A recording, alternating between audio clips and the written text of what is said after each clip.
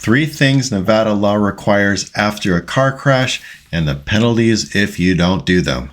Number 1, this is, if you want to look it up, it's a real statute, NRS, Nevada Revised Statute 484E.010. There is a duty to stop at the scene of a crash involving death or injury, and there is a penalty that goes along with it. So if you're a driver, you're involved in a crash on a highway or public road, and there is a death or injury, you are required to stop, and stop until you've fulfilled the requirements of NRS 484E.030, and we'll get to that one in a minute. But the point is, you've got to stop, ideally without obstructing traffic more than is necessary. And here's the penalty, though. Any person failing to comply with the provisions of this is guilty of a Category B felony and shall be punished by imprisonment in the state prison for a minimum term of not less than 2 years and a maximum term of not more than 20 years, and by a fine not less than $2,000 and not more than $5,000. So if there is an injury accident, you definitely don't want to flee the scene because there's some pretty stiff penalties for that one.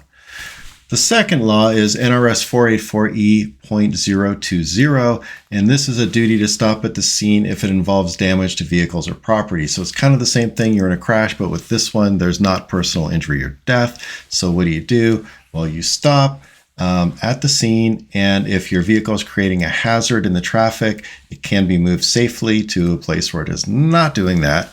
And a person who does violate this section is guilty of a mere misdemeanor, but still not a good thing. So number 3, this is what we talked about in the beginning, that NRS 484E.030, and this is duty to give information and render aid, report if there's no police officer. So what this says is if you're in a crash and there's injury or death, what you got to do is give your name, address, registration of the vehicle, and upon request, driver's license to the person injured in a crash or driver or occupant of a vehicle that was involved in the crash. You also have to give the same information to a police officer if there's a police officer there.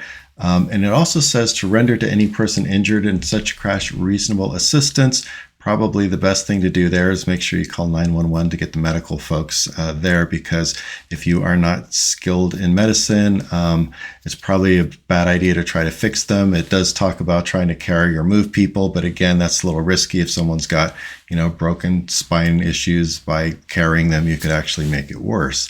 If there's not a police officer that comes to the scene, then you're supposed to go in as soon as possible to the nearest office of a police authority or Nevada Highway Patrol to provide the information that is required.